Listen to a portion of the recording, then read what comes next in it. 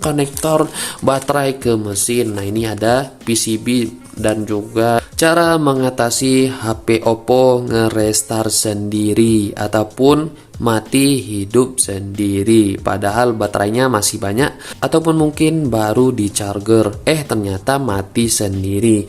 Nah, kita akan kupas secara lengkap bagaimana caranya mengatasi hal tersebut. Bagi teman-teman yang baru mampir, tinggalkan jejaknya, like, komen, dan subscribe karena subscribe itu gratis ya. Kita langsung saja kepada pembahasannya.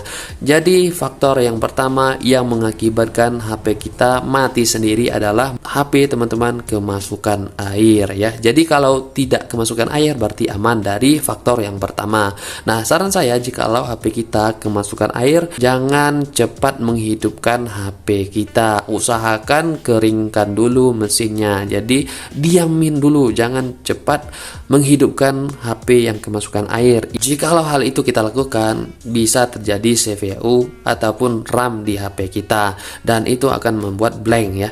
Jikalau tidak kemasukan air, kita lanjut kepada faktor yang kedua. Faktor yang kedua, teman-teman bisa melihat ruang penyimpanan internalnya berapa. Jikalau ruang penyimpanannya itu ruang bebasnya sekitar 500 MB, itu tidak wajar. Jadi teman-teman harus mengkosongkan ruang internal seminimalnya adalah 1 GB ruang penyimpanan.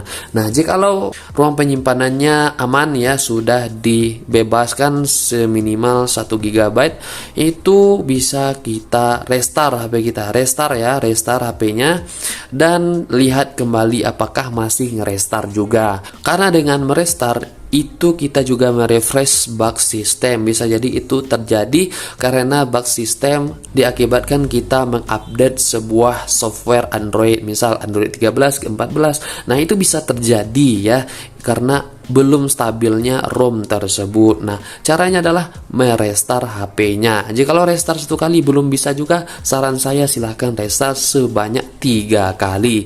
Nah, jikalau masih merestart juga, kita langsung saja kepada faktor yang selanjutnya.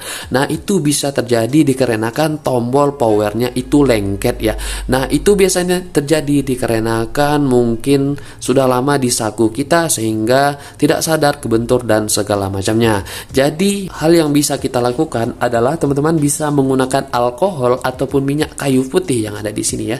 Jadi teman-teman bisa menggunakan minyak kayu putih ataupun alkohol, silakan diteteskan ke dalam tombolnya. Sesuai dengan pengalaman pribadi saya bisa memperbaiki HP teman saya yang dimana tombol volumenya ataupun tombol powernya rusak dengan hanya menggunakan minyak kayu putih. Jadi jangan diteteskan semua juga, kita teteskan 1, 2 ya, cukuplah.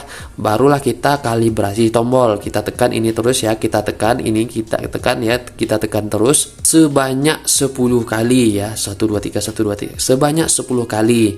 Nah, bisa teman-teman lakukan di rumah dan bisa teman-teman terapkan ya. Jadi seperti itu sangat ampuh lah jikalau kita merasakan tombol volumenya memang rada error. Nah, jikalau masih ngerestart juga ya, kita masuk kepada tahap akhir. Nah, jikalau masih ngerestart juga, tombol volumenya sudah kita perbaiki, sudah kita teteskan minyak kayu putih ataupun alkohol, ternyata masih belum bisa juga, itu bisa teman-teman cek baterainya ataupun konektor baterai ke mesin. Nah, ini ada PCB dan juga ini arus baterai ya ke mesin.